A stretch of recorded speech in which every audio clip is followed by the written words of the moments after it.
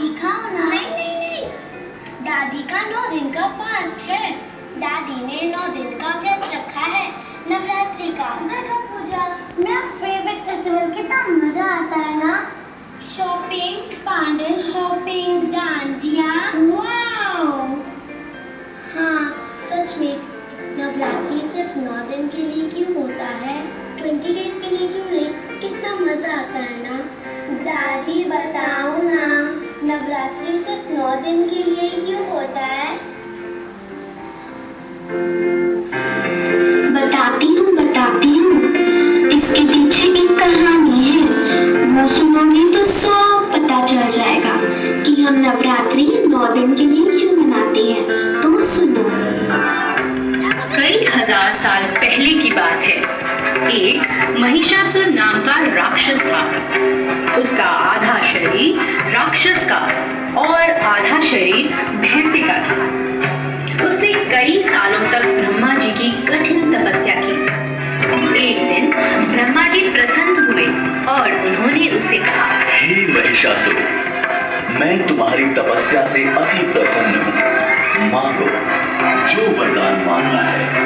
महिषासुर ने कहा, हे प्रभु, मुझे ऐसा वरदान दीजिए कि इन तीनों लोकों में किसी भी देवता या मानव के द्वारा मेरी मृत्यु ना हो सके।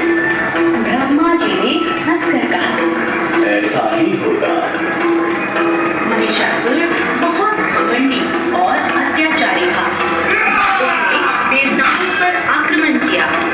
उन्हें युद्ध में हराकर उसने उनके क्षेत्र पर कब्जा कर लिया। सभी देवता महिषासुर के उत्पात से बहुत परेशान हो गए। वे सभी मिलकर ब्रह्मा जी, शंकर जी और विष्णु जी की शरण में गए। सभी देवताओं ने मिलकर एक सभा में इसका उपाय ढूंढने का प्रयास किया। श्री ब्रह्मा, विष्णु और महेश जी ने एक तेज प्रकाश पुंज से एक सुंदर देवी का निर्माण किया। इसी देवी को सारी दुनिया आदि शक्ति माँ दुर्गा के नाम से जानती है। सभी देवताओं ने माँ दुर्गा को सभी प्रकार के अस्त्र शस्त्र से सुसज्जित किया। शंख चक्र, गदा, त्रिशूल, धनुष बाण इत्यादि अस्त्रों को धारण कर वे महिषासुर की नगरी की ओर चल पड़े। जब महिषासुर को उनके बारे में सूचना मिली, तब वह उनसे मिलने के लिए बेहलाई हो गई।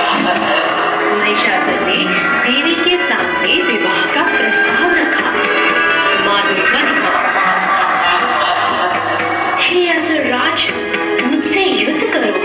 यदि तुम ये युद्ध में मुझे जीत लिया तो मैं तुमसे अवश्य विवाह करूंगी।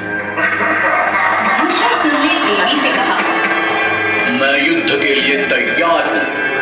महिषासुर और माँ दुर्गा के बीच युद्ध हुआ।